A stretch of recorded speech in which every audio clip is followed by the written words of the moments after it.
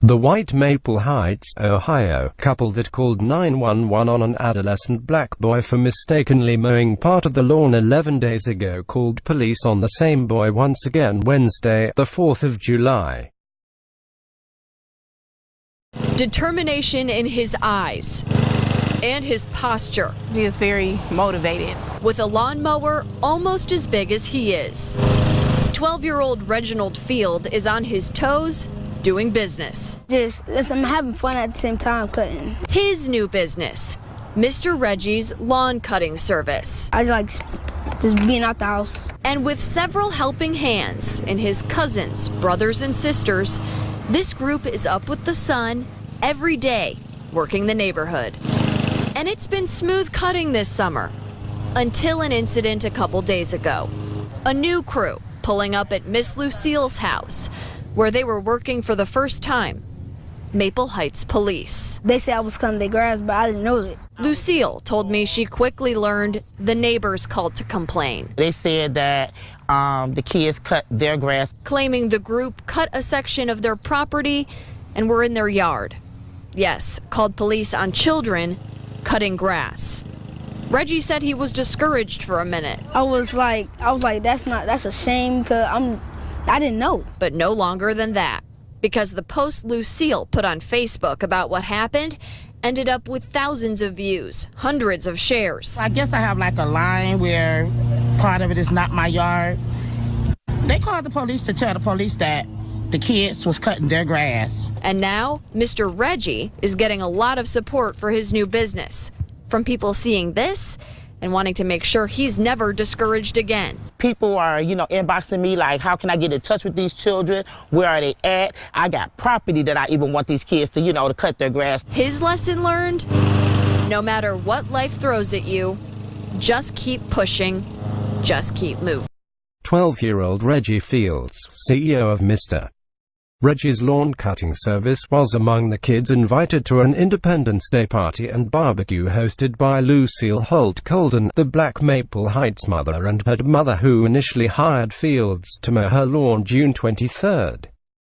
Holt-Colden, her family and friends were eating a holiday meal in her front and backyards Wednesday when two police cruisers pulled up. They had been summoned via the local police non-emergency phone line by Randy and Linda Krakoras, Holt-Colden's white next-door neighbors, who had also called 911 on her and Reggie nearly 2 weeks earlier.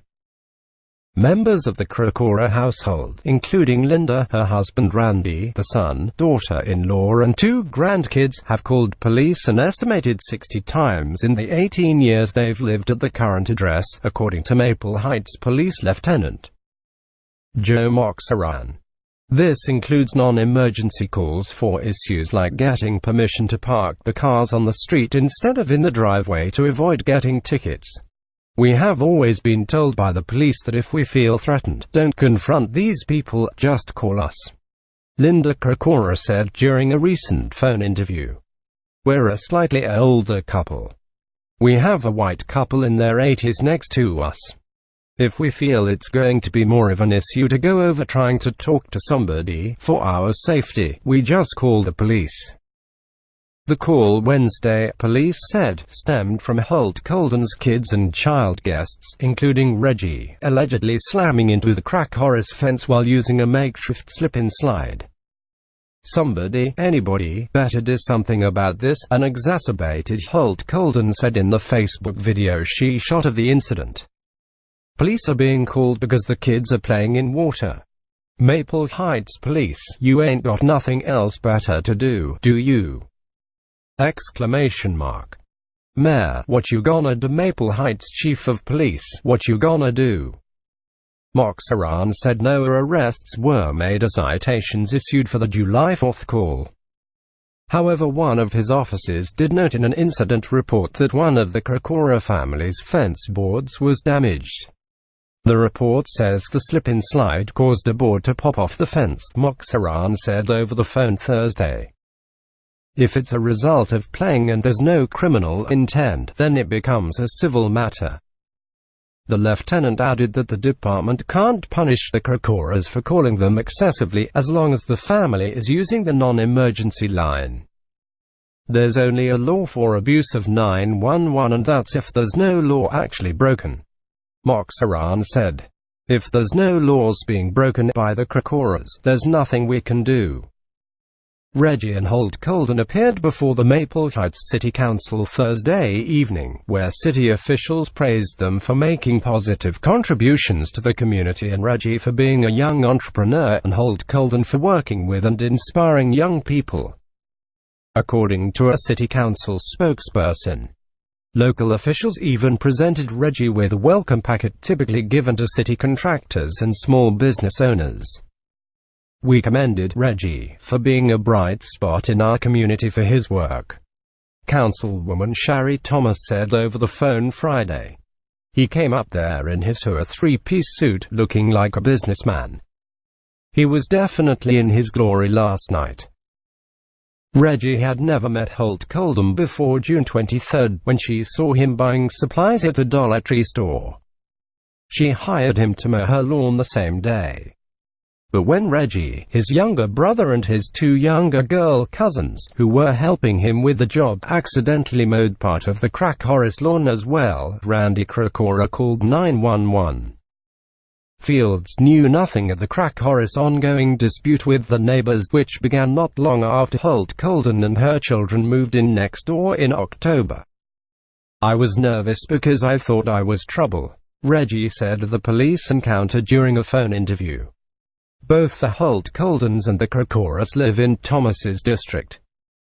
Thomas sent letters to both families to arrange a public mediation hearing after seeing Holt-Colden's June 23 Facebook video, which has since been viewed more than 622,000 times and drawn national media attention from The New York Times, Washington Post and CNN, among others.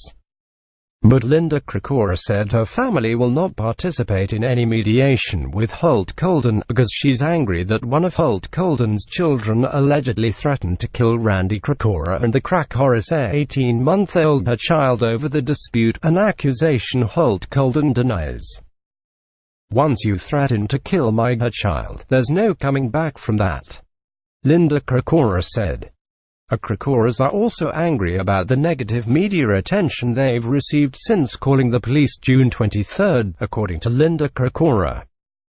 She wasn't home when her husband dialed 911 for the lawn mowing dispute, but says he was calling police on the neighbor, not Reggie.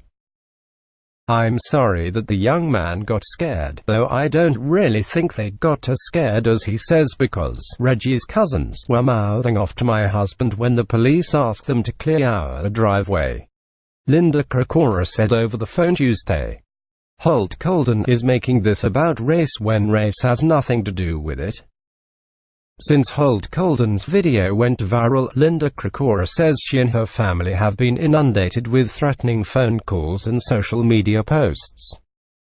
She blames Holt-Colden, not her husband's call to the police, for the negative attention.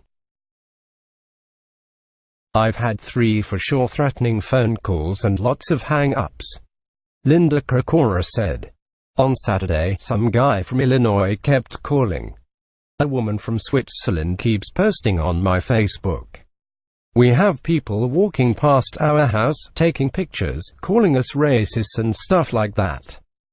If Holt-Colden wanted this to stop, she could make it stop. She's trying to milk this to get her 15 minutes of fame. The feud between the Krakoras and Holt-Colden is far from unique. Thomas said it's emblematic of the larger problem plaguing both Northeast Ohio and other parts of the nation. The Cleveland suburb of Maple Heights has seen a major demographic shift in the last 2 decades, going from 51.6% white and 44.3% black in 2000 to just 23.9% white and 72.1% African American in 2017, according to the U.S. Census Bureau. It's a trend that hasn't gone unnoticed by the Krakoras. "We've seen this community change," Linda Krakora said. "If we were racists, we would have moved out of Maple Heights a long time ago, but we didn't. We stayed. Key housing crisis, Great Recession and Cleveland's Rust Belt-era economic downturn forced many families to sell or abandon their underwater homes and move elsewhere for better job opportunities. Maple Heights was ranked in the top 1% of cities nationwide for foreclosures in 2007, according to the New York Times.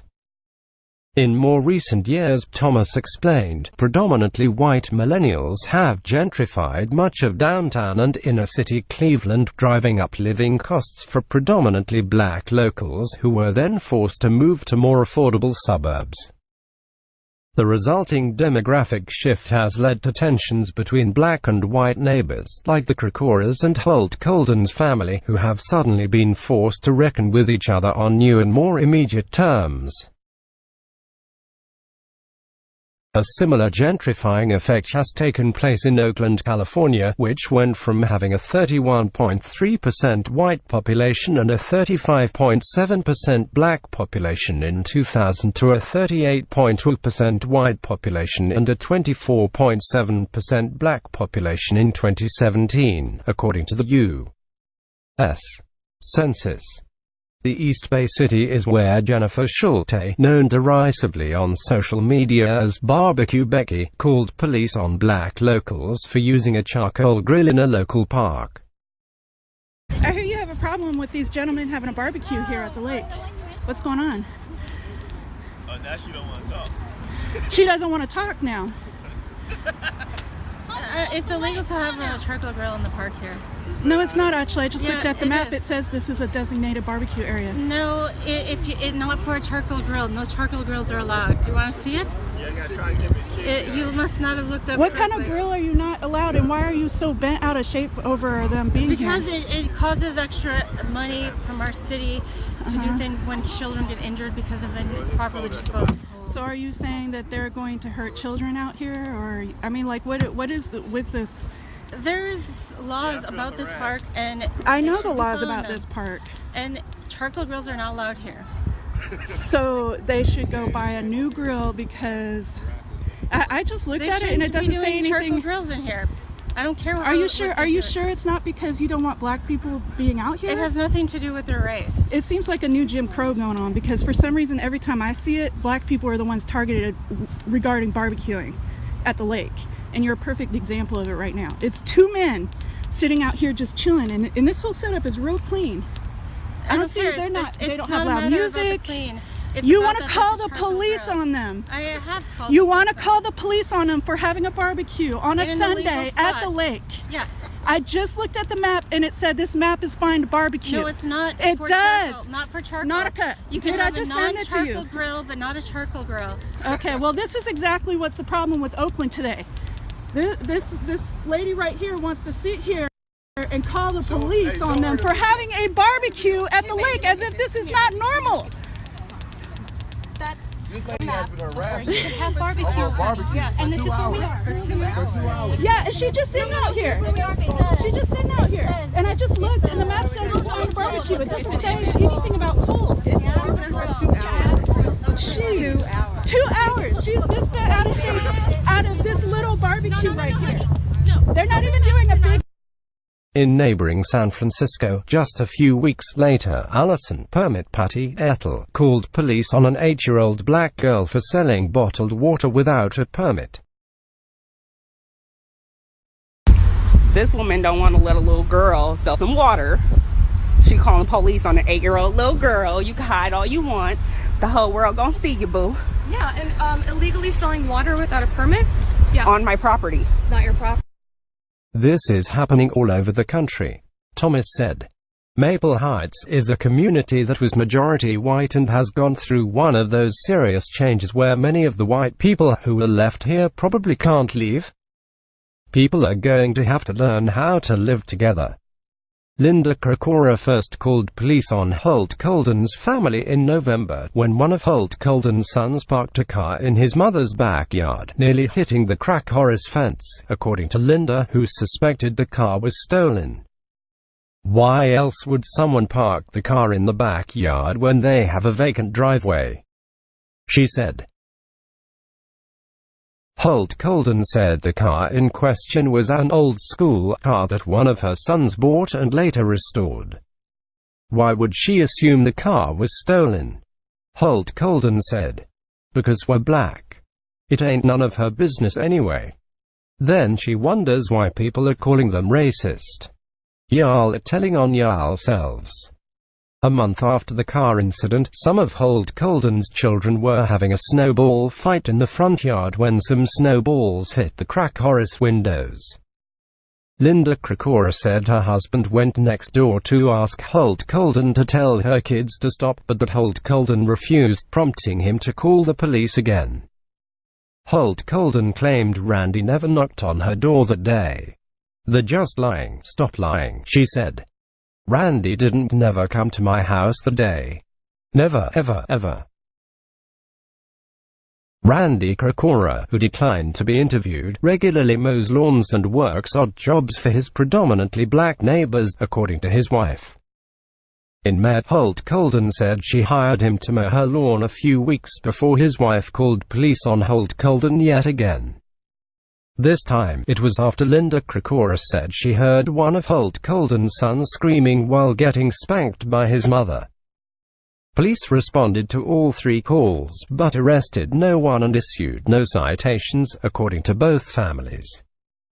The May incident was the last straw for Holt-Colden, who refused to hire Randy Krakora to mow her lawn again.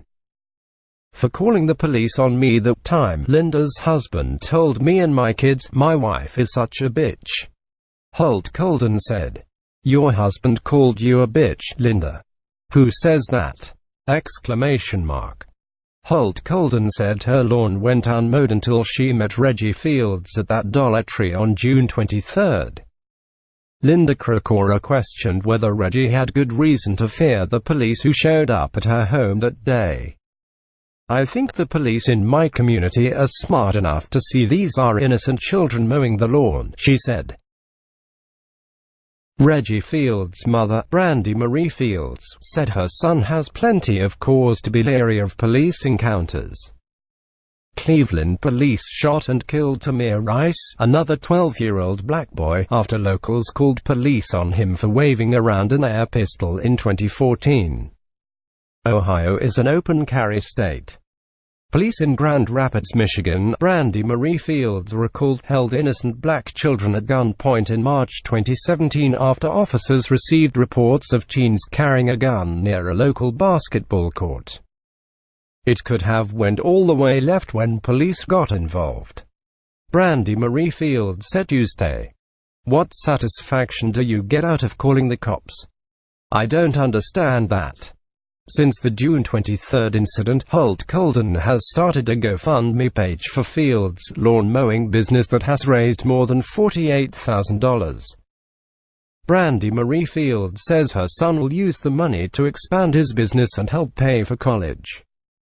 He's going to buy a shed and more mowers to rent out to his friends so they can mow lawns and make money like him, she said. Brandy Marie Fields said the Krakoras should not have called police on her son because of issues they were having with Holt-Colden. She says the Krakoras themselves are responsible for the public backlash they're receiving. "You asked for the wrong attention when you didn't handle the situation correctly," she said. Holt-Colden, who suffers from lupus, was at her wit's end Thursday over dealing with her neighbors. She said she's now contemplating moving. "This ain't even about Reggie," Holt-Colden said. "Reggie got caught in the middle of something that has nothing to do with him. What about my kids? Who's going to stand up for my kids? People say don't move. Your kids ain't the one feeling like they can't do nothing at their own house."